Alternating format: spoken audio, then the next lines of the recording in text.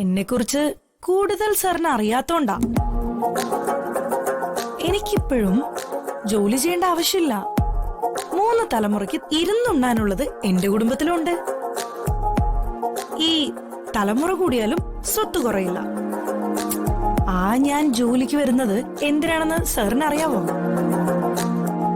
എന്റെ ചെലവിനുള്ളത് ഞാൻ തന്നെ സമ്പാദിക്കണമെന്ന് എനിക്ക് നിർബന്ധമുള്ളോണ്ടാ.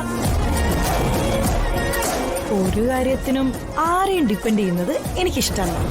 എടോ, താൻ ഇങ്ങനൊന്നും പറയില്ലേ. ഞാൻ വേറൊന്നും ഉദ്ദേശിച്ചിട്ടില്ല. ഞാനും വേറൊന്നും ഉദ്ദേശിച്ചില്ല. പറഞ്ഞപ്പോ അങ്ങ് പറഞ്ഞെന്നേ ഉള്ളൂ.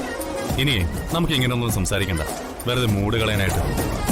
അപ്പോ സാറിന്റെ മൂഡ് അനുസരിച്ച് എന്തേലും പറയും. എന്റെ മൂഡേ മൊത്തം പോയി. അതിനി തിരിച്ചു കിട്ടാൻ ഒരു വഴിയേ ഉള്ളൂ. എന്തു വഴി? താനേ എനിക്കൊരു ഉമ്മ തന്നാ ചിലപ്പോ മൂടി ശരിയാവും. അയ്യടാ, അങ്ങനെ ഇപ്പൊ മൂഡ് ശരിയാവണ്ട. അതൊന്നും പറ്റില്ല. എനിക്ക് ഇപ്പൊ വേണം. ഞാൻ പറഞ്ഞു കഴിഞ്ഞു, പറ്റില്ല. അർജുൻ, അർജുൻ, അർജുൻ, അർജുൻ, അത്ര അത്യാവശ്യമാണോ? ഭയങ്കര അത്യാവശ്യമാ. അതല്ലേ ചോദിച്ചത്.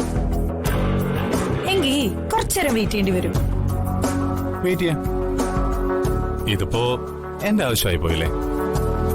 അർജുൻ, അർജുൻ. ആരാ? ഞാനാ, നിന്റെ അമ്മ.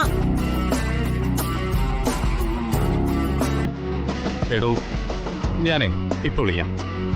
പറ്റില്ല. എന്നോട് സംസാരിക്കേ.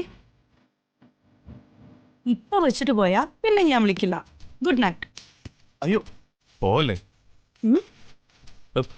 സംസാരിക്കാം സംസാരിക്കാം. അർജുൻ,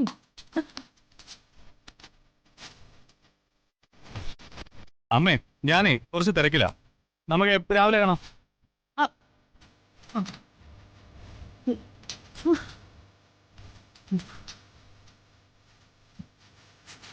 ഞാൻ പറയടോ. ഓക്കെ.